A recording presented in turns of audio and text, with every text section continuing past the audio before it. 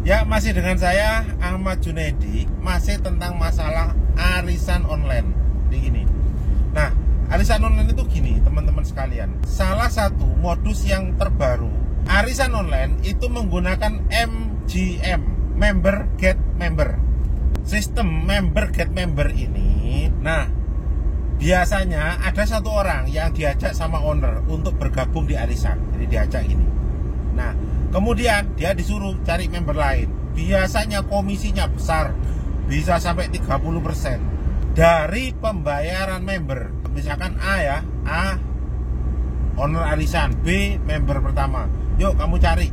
Nanti kalau dapat C, suruh ikut arisan. Kalau dia oke dengan sistem kita, dia akan bayar 1 juta nanti. Nah, kamu tak kasih 300.000. Tapi harus ikut tanggung jawab, harus ikut nagih kalau dia macet. Seperti itu. Jadi yang terjadi, misalkan dalam satu arisan ada 30 orang, maka B tadi dapat 300.000 kali 30 orang, 9 juta dia dapat. Dengan konsekuensi, kalau sampai ada member-membernya B yang bermasalah rekrutan dia, maka B harus tanggung jawab untuk ikut nagih. Kalau sampai tidak tertagih, maka B dipotong komisi yang 9 juta tadi. Itu seperti itu. Yang jadi masalah, orang ikut arisan itu kan nilainya tetap sepengetahuan kita loh ya. Jadi kan ada orang 30 sejutaan yang menang, sing betok yang dapat kan dapat 30 juta berarti. Ini kan enggak. Ada yang sistemnya menurun, ada yang dapat dulu tapi nilainya lebih kecil, kan seperti itu.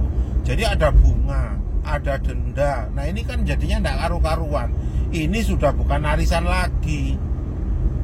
Jadi kalau ada sistem seperti itu, masalah yang pertama, komisi 30% tadi didapat dari mana?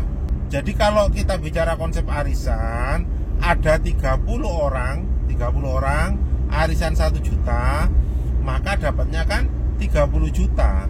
Ini kan ada komisi 9 juta yang diberikan oleh pengelola arisan.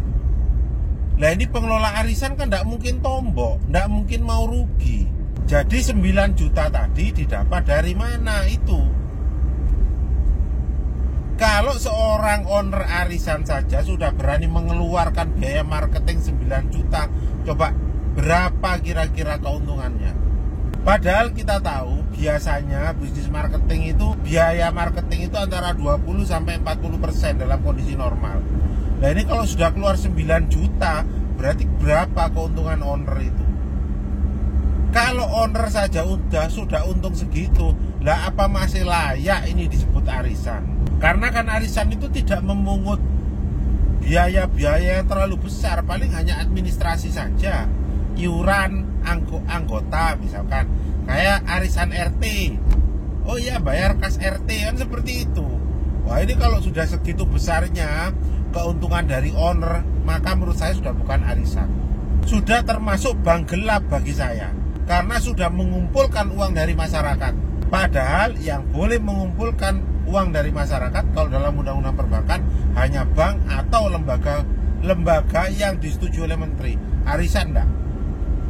Kalau arisan RT, Pak, kan juga ngumpulin uang dari masyarakat. Iya, tapi kan jelas enggak ada keuntungan dari pengelola. Keuntungannya pengelola apa? Kan masuk kas. Kas itu kan dipakai untuk organisasi. Ini kan enggak. Keuntungan 100% dimakan oleh owner, pemilik arisan. Nah, itu masalah. Kemudian ada lagi indikasinya, ada bunga atau keuntungan. Contoh kayak gini, kalau kita dapat akhir di arisan online itu lebih. Misalkan kayak tadi ya, 30 orang 1 jutaan. Harusnya dapatnya kan 30 juta. Tapi kan enggak. Yang terakhir dapat itu kan bahkan lebih dari 30 juta, bisa sampai 35 juta, bisa sampai 36 juta, kan lebih.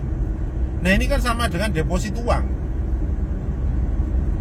di mana diberikan keuntungan. Nah, ini ada lagi arisan yang memberikan keuntungan. Ini masalah, ini sudah bukan arisan.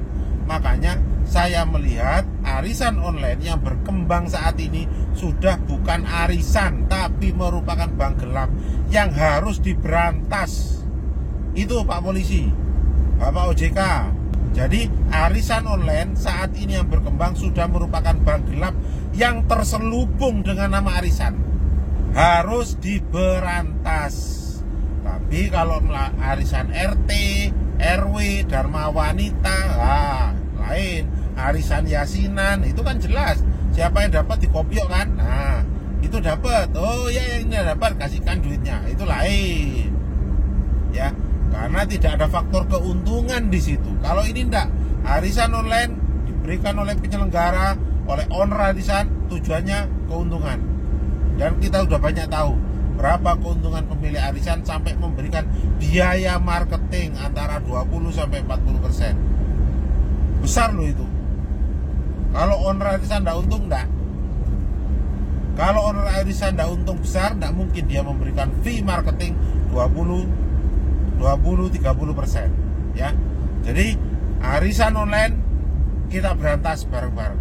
Jadi arisan online kita berantas bareng-bareng karena itu merupakan bank gelap, bank terselubung dengan nama arisan. Terima kasih.